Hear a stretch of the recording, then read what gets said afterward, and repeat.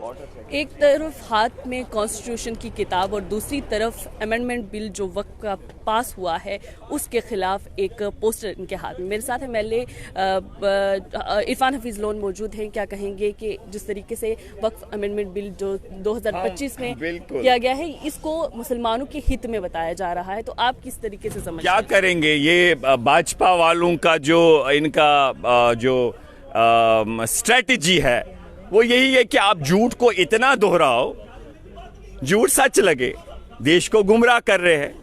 आप चेक करिए रिकॉर्ड, जब यहां इस स्टेट को, ऐतिहासिक स्टेट को यूटी बनाया तो इन्होंने कहा जम्मू कश्मीर में आरटी एक्ट नहीं है, जम्मू कश्मीर में महिलाओं को पढ़ने का अधिकार नहीं है।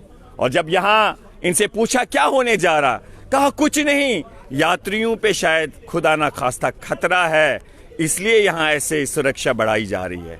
तो फिर आप कह रहे हैं कि ऐसे लोगों पे आप विश्वास करें? वो लोग जो भाई को भाई से लड़ा रहे हैं, आपने वो देखा संभल में क्या हुआ?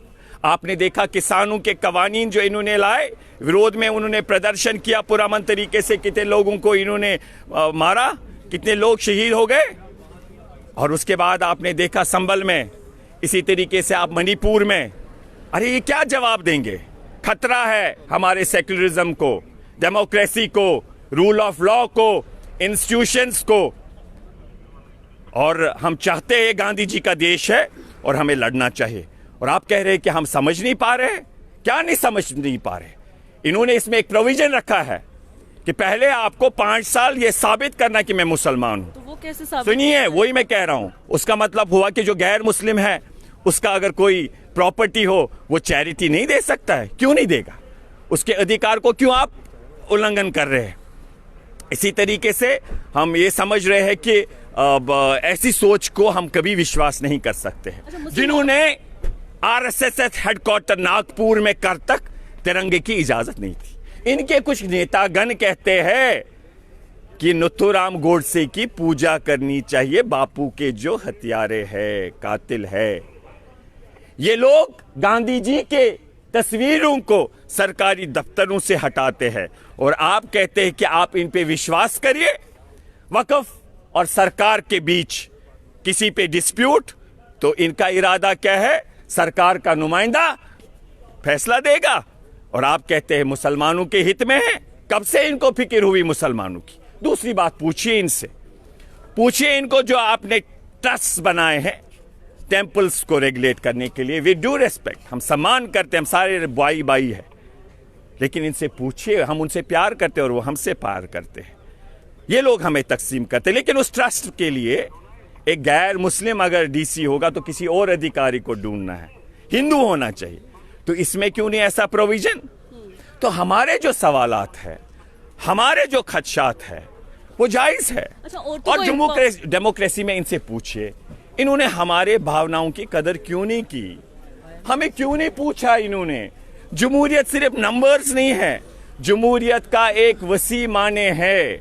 इसलिए हम लड़ेंगे देश में गांधी जी की तरह पुरअमन तरीके से। मुसलमान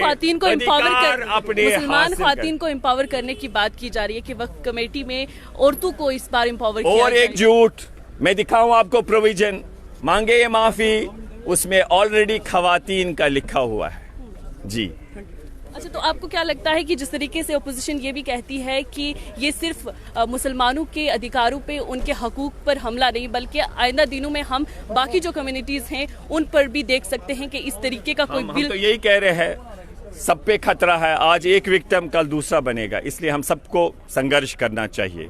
लोकतंत्र नंबर्स नहीं है, लोकतंत्र का वसी माने है। शुक्रिया, बेहद शुक्रिया। ये थे हमारे साथ इरफान हफीज लोन, जिनका मानना है कि वक्फ बिल जो असेंबली के अंदर, माफ़ कीजिएगा, पार्लियामेंट के अंदर पास किया गया है, वो उसका नुकसान सिर्फ मुसलमान के हकूक़ के साथ छेड़छाड़ करना ही नहीं, बल्कि आइंदा दिनों में बाकी जो कम्युनिटीज़ हैं उनको भी कहीं ना कहीं नुकसान होगा। और इस तरीके से ये जो बिल लाया गया है मुसलमानों को कमज़ोर करने की एक कोशिश भी जो है वो की जा रही है।